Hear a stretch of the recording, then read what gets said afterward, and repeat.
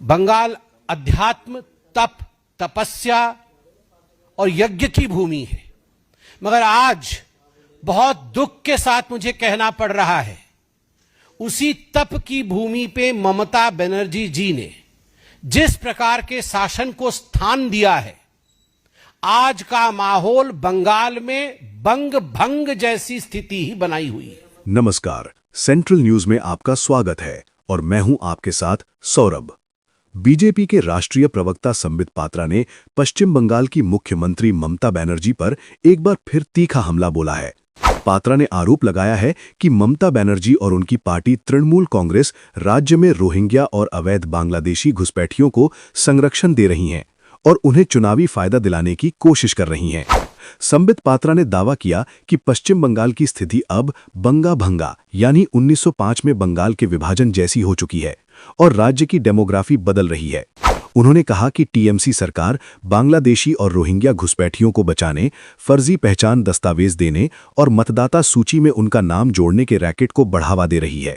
संबित पात्रा ने यह भी आरोप लगाया कि विशेष इंटेंसिव रिवीजन प्रक्रिया को हिंसा और दबाव के जरिए रोका जा रहा है ताकि अवैध प्रवासी मतदाता सूची में बने रहें। चुनाव अधिकारियों पर दबाव और धमकियां दी जा रही हैं और कुछ अधिकारी आत्महत्या तक कर रहे हैं। राज्य में कानून व्यवस्था बिगड़ रही है और हिंसा फैल रही है। उन्होंने लोगों से जागने और एकजुट होने की भी अपील की है ताकि देश की एकता और सुरक्षित लोकतंत्र को बचाया जा सके। बंगाल अध्यात्म, तप, तपस्या और यज्ञ की भूमि है, मगर आज बहुत दुख के साथ मुझे कहना पड़ रहा है, उसी तप की भूमि पे ममता बनर्जी जी ने जिस प्रकार के शासन को स्थान दिया है, आज का माहौल बंगाल में बंग भंग जैसी स्थिति ही बनाई हुई है। 1905 में आपको याद है, बंग भंग, बंगाल को तोड़ने की जो चेष्टा, कुचेष्टा अंग्रेजों ने की थी, वह कुचेष्टा भी तुष्टीकरण का नतीजा था। अंग्रेज तुष्टीकरण करना चाहते थे और बंगाल को तोड़ना चाहते थे दो भागों में। और आज ये अतिशयोक्ति नहीं होगी और ये पॉलिटिकली रॉन्ग स्टेटमेंट भी नहीं होगा अगर मैं जोरदार तरीके से कहूं कि तुष्टीकरण के नींव पर ममता बनर्जी की चेष्टा है कि बंगाल को अलग थलग कर दिया जाए। आज कभी कभी तो ऐसा लगता है कि is Bengal a different part of India? Is Bengal away from India? क्या बंगाल भारत का हिस्सा है या नहीं? जो भी प्रक्रिया भारतवर्ष में होता है, उन सारी संवैधानिक प्रक्रियाओं पर कुठाराघात करती है ममता बनर्जी और टीएमसी की सरकार बंगाल के अंदर। केवल इतना ही नहीं, फेक आईडी, आइडेंटिफिकेशन के लिए फेक आईडी रैकेट चल रहा है। 10,000 से 10 लाख तक आप भारतीय नागरिक बनने के लिए ममता बनर्जी ने दुकान खोला है। रोहिंग्यान भारतीय बन सकता है, बांग्लादेशी भारतीय बन सकता है, और टीएमसी के एजेंसियों ने दुकान खोला हुआ है। तभी तो ईडी ने जब रेड किया तो दौड़ के खुद ममता बनर्जी जाती है। कभी आपने सुना था कोई मुख्यमंत्री दौड़ के फाइल छीन रही है? कभी आपने देखा था यह इतिहास में? क्यों?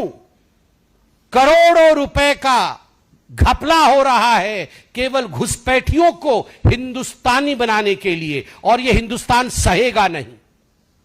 72 सेंसिटिव पॉइंट्स हैं जहां से बांग्लादेशी घुस रहे हैं, सीमाओं पर चिट्ठियां लिखी जाती है, बीएसएफ जाके बार बार मीटिंग करती है, फिर भी इन 72 पॉइंट्स पर फेंसिंग के लिए ममता बनर्जी जमीन नहीं देती है। क्या मनसा है? मनसा है बंग भंग का, मनसा है बंगाल को बांग्लादेश बनाने का। और एक पैटर्न है ये कोई पहली बार नहीं हो रहा है। जब सीएए हुआ, सड़क पे उतर के ममता बनर्जी और टीएमसी उतर के आई थी। क्यों? एक हिंदू परिवार बच जाए तो आय हाय काका छीछी, काका छीछी। ये काका छीछी कर रही थी ममता बनर्जी, आपको याद है ना? माइक लेके यहां से काका छीछी, काका छीछी। एक हिंदू बच जाए तो काका छीछी, और एक घुसपैठिए का नाम अगर कट जाए तो अशोक दास को फांसी पे चढ़ा दो। वक्फ बोर्ड की प्रॉपर्टी के लिए ममता बनर्जी ने क्या नहीं किया। वक्फ बोर्ड की प्रॉपर्टी जो गलत तरीके से हिंदुओं के प्रॉपर्टी को लूटा गया था, उसको बचाने के लिए जब भारत के सदन में चर्चा हुई, जब बिल पारित हुआ, ममता बनर्जी सड़क पे उतरी है। 150 जादवपुर विधानसभा एक महत्वपूर्ण विधानसभा है, संख्या उसकी 150 है। 150 जादवपुर विधानसभा में बूथ संख्या 110 में जो बीएलओ थे, एक ईमानदार ऑफिसर थे, उनका नाम अशोक दास है, श्री अशोक दास। ईमानदार बीएलओ अधिकारी। क्या गुनाह किया था उन्होंने? गुनाह इतना किया था, संविधान के प्रावधानों के अनुसार जो काम उन्हें भारत सरकार ने सौंपा, जो काम उन्हें बतौर बीएलओ के सौंपा गया, निष्ठता से, कर्मठता से उस काम को वो पूर्ण कर रहे थे, संपूर्ण कर रहे थे।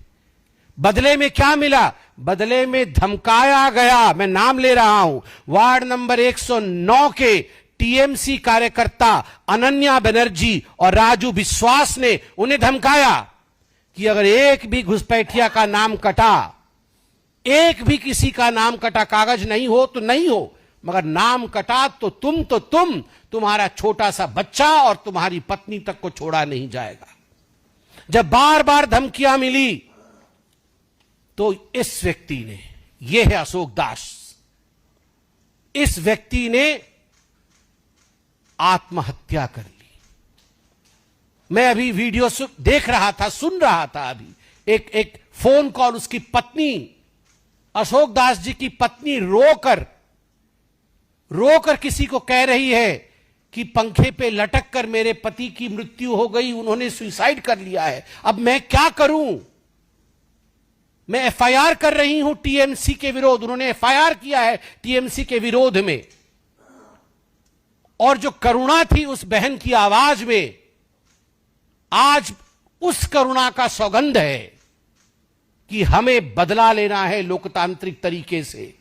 ये जो बंग भंग के लिए प्रयास कर रही है ममता बनर्जी, ये जो मारने, सोनार बांग्ला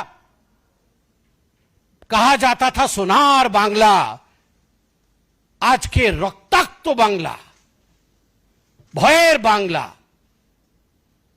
खून हो रहा है बंगाल में, राजनीतिक खून, यह हत्या है।